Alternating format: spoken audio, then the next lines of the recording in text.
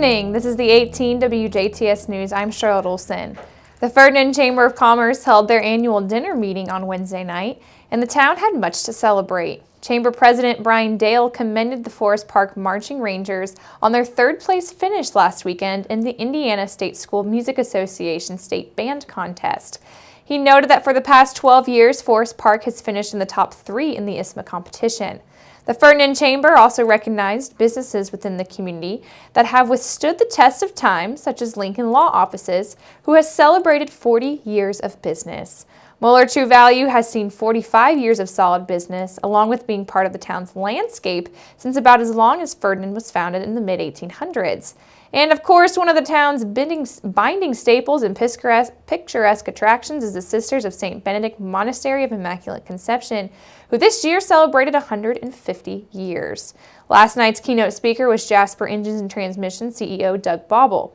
Bauble led the evening with an influential discussion complimenting the town on a job well done, and also from continuing its support of new and existing business to promoting civic involvement and establishing community celebrations. This year's Alumni Award went to Marla Offert Vanderbund, a 1996 Forest Park graduate. Marla received her bachelor's in psychology and also in criminal justice before going to work for the Department of Defense at the Pentagon in Washington, D.C. Currently, she serves as a special agent for the FBI out of St. Louis. She and her husband, a fellow FBI agent, have 3 children. She says that growing up in Ferdinand has given her the perspective of someone you might find coming from a small southern Indiana community. Kindness, really. I mean, you're being modest and humble and sticking to your roots. There's no need to go beyond that. It is what it is, and just the generosity and the opportunities I got provided from being in a small town has been great. Also last night, Town Council President Ken Seacard gave an address to which he highlighted the community's progress this past year. Seacard gave notice to the many completed street pavings, water line replacements, and new sidewalk installation projects that the town has seen, along with the success of clear communication with IDEM on the town's new phosphorus removal plant. While all of this year's accomplishments for the town brought a smile to Seacard's face, a few in particular projects definitely stuck out. Probably the most proud is the Bennett Hall repair, or changing it, turning it into apartments. That was fantastic. The new apartments going up on the north side of town, anything that has to do with residential, bringing people in to call Ferdinand home. Helps us out as a town, but it also just brings more and more people around, helps the school system out, the whole bit. So residential were our biggest things. And then the road work that we're able to do, thanks to the community crossing grants and stuff, we're able to do a lot more road work than what we'd have been able to afford with just the normal tax money coming in. Seacard is thrilled on how the town keeps improving and moving forward as they head into a new year. For 2018, well, I would like to get a housing complex started. We are working with a young man who has the idea. He's working on his stuff, and we're trying to see what we can do to help him out. We'd like to begin, or we're going to begin working on the Old Town Lake, trying to put together some trails, restrooms, shelter house type thing out there. And then eventually, somewhere down the road, we'll link all of that together with the linkage that we have between 5th Street and 18th Street Park through town. And finally, receiving this year's Community Service Award for lifetime dedication to serving the needs of others and his community was Andy Olinger. Olinger says that he was surprised and also very humbled that he would be considered for such an award.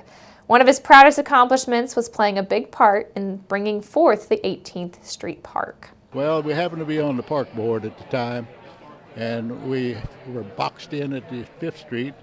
We had no expansion area, nowhere to expand, so we had to move. We figured to the north side, where there was, the town was growing this direction, so it made sense to put a park right here in the north side. So. Olinger, who became a charter member of the Ferdinand Jaycees in 1961 and was later chosen as a JCI senator for his dedicated work with the local club, expressed in his acceptance speech for the award how the Jaycees' values had meant a great deal and that living by dedication to serve humanity through community service is what his life has been all about these years. The Jasper man charged in a wreck that resulted in the deaths of 3 members of a Warwick County family received his sentence on Wednesday. 20-year-old Mason Hartkey appeared in Greene County Superior Court and pleaded guilty to 3 counts of causing death while operating a motor vehicle intoxicated. The guilty plea came during a lengthy court hearing nearly a year after the crash on Interstate 69 in Greene County that claimed the lives of 46-year-old David Reinhardt, his mother, 74-year-old Ruth Reinhardt, and his daughter, 17-year-old Sophie Reinhardt, all of Newburgh.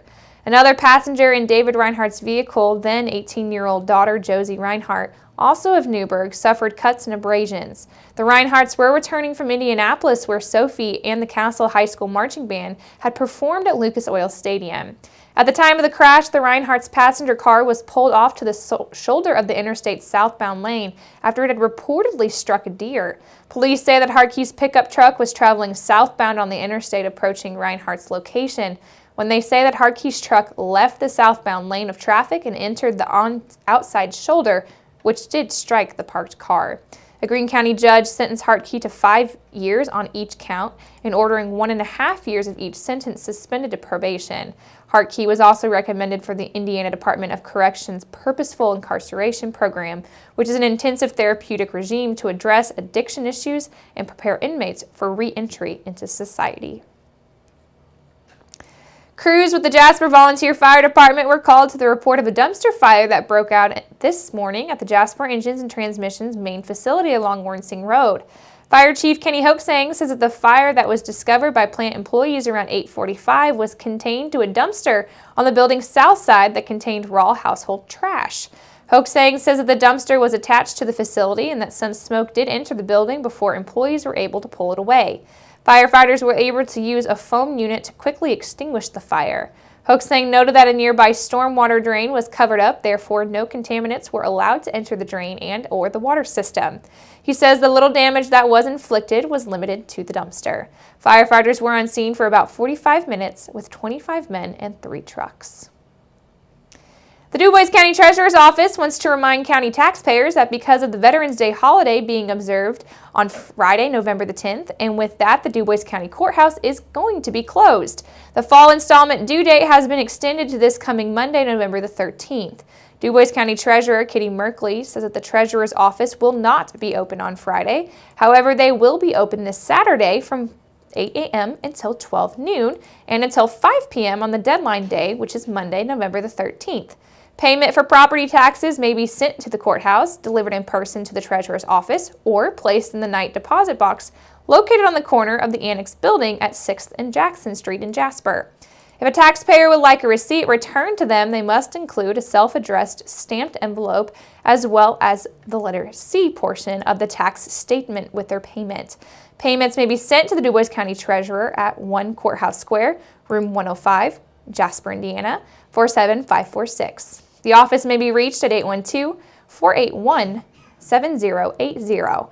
Office hours are Monday through Friday, 8 a.m. until 4 p.m., this coming Saturday, November the 4th from 8 a.m. until 12 noon, and Monday, November the 13th from 8 a.m. until 5 p.m. And make sure you keep it right here, because up next we're going to take a look at your weather summary.